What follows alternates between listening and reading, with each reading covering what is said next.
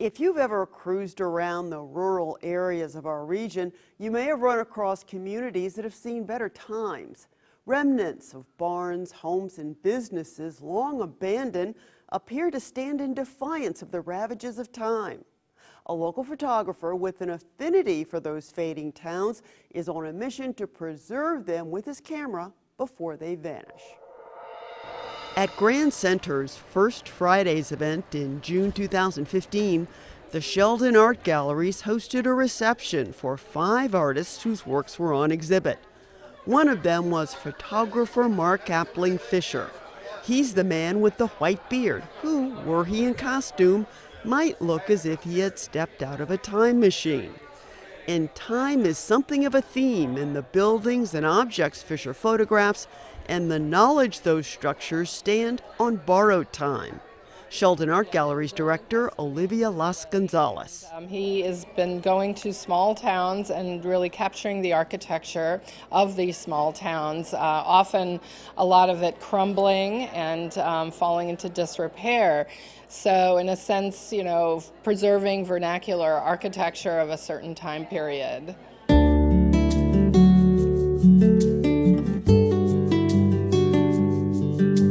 Fisher will travel hundreds of miles in a single day, combing communities in Missouri and Illinois for vestiges of their heydays from the late 19th and early 20th centuries. His day job for many years was as a music educator. But Fisher has also been taking pictures and experimenting with techniques and equipment since the mid-1970s. Fisher's ongoing interest eventually led him into a master's program in photography, and it was there he set out on his current path. I grew up in a small town. I'm a small town kind of a guy, and that's where it sort of all began. It was in 1981 when my friend Michael said, "Photograph what you know." So I decided to photograph my hometown. So my master's program was a photo essay of Montgomery City, Missouri. I spent a month out there photographing every building, every barn, every activity that I could possibly get a hold of, every person I could possibly get in front of the camera.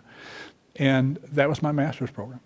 And I called it Secret Gardens after a song that I love, Judy Collins did.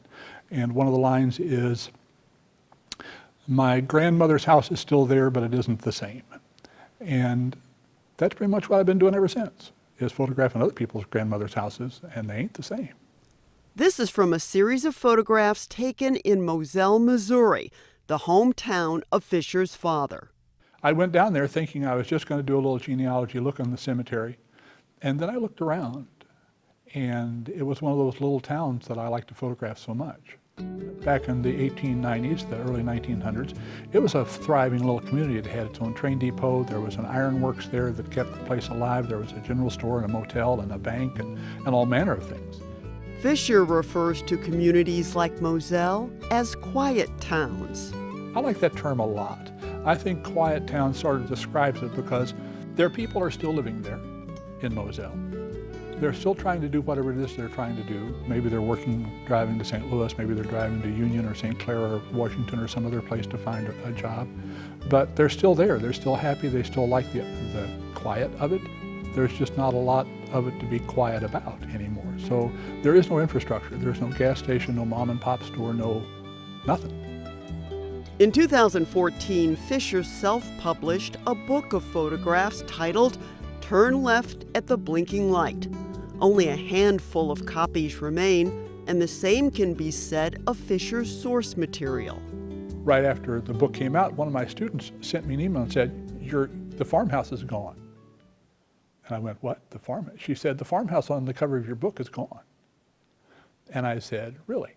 I said, "I don't think so." So I drove up there. It's gone. There's a pile of brick. Somebody had torn it down. It's sort of interesting how many of the things in the book don't exist now. There are probably 15 of the photographs in that book that don't exist anymore. As he shares his work with the public, Mark Appling Fisher hopes they will see the big picture. The thing that you're looking on the wall wasn't done in a vacuum. It was not done in an instant. It was thought about, it was created, it wasn't just sort of slapped on the wall. We're doing this for a real purpose here. It would at least be nice if people went, I'm going to look at this house on this photograph for 35 or 40 or 50 seconds or a minute and give the devil its due.